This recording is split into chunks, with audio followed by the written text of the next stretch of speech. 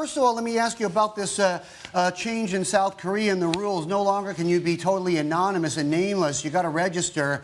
That's their way that of preventing untoward speculation and too much anonymity in this space. You can bet, John, that somebody in Ogden, Utah, is watching how this experiment in South Korea proceeds. I mean, I'm sure they would love to be able to issue, W-1099 crypto forms to Americans to report, any kind of crypto capital gains in the future to the IRS. How do you think that would work out?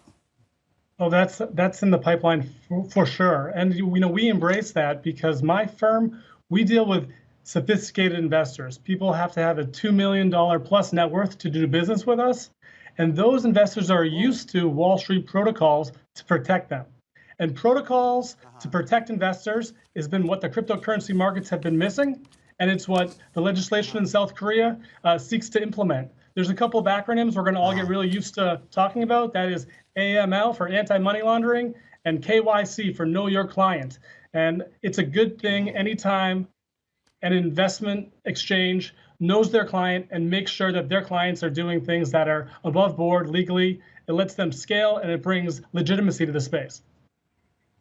Yeah. Okay. Let's. So obviously, you make sure that you KYC, and when you KYC, you don't KYC the KFC crowd. Not with 2 million net worth. I mean, you're not going after that crowd. You're not advertising in Kiplinger. You're not advertising in Money Magazine for sure. You're going after a very, very different crowd. When I notice your methodology here, tell me if I'm wrong, John, but your methodology is diversification to the gills.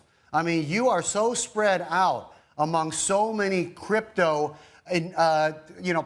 so many crypto projects, so many crypto places that if one has problems, if one hits a roadblock, you've got so many other places that you're not going to get too fussed about it. That's your MO. That's your modus operandi. Is basically you're like a mutual fund. You're spreading the risk so that if you have problem in one vehicle, that you're not too fussed by it, because if you got a 2% of a problem, you got 98% still chugging along. That's true to a large extent. We own the 15 largest cryptocurrencies, and every cryptocurrency we buy has to have a market cap of north of $1 billion. And what that does is it gets a lot of the Ponzi schemes and the riffraffs out of our investment universe. So believe it or not, because there are currently just under 1,500 cryptocurrencies, we actually just own the top 1% of the market.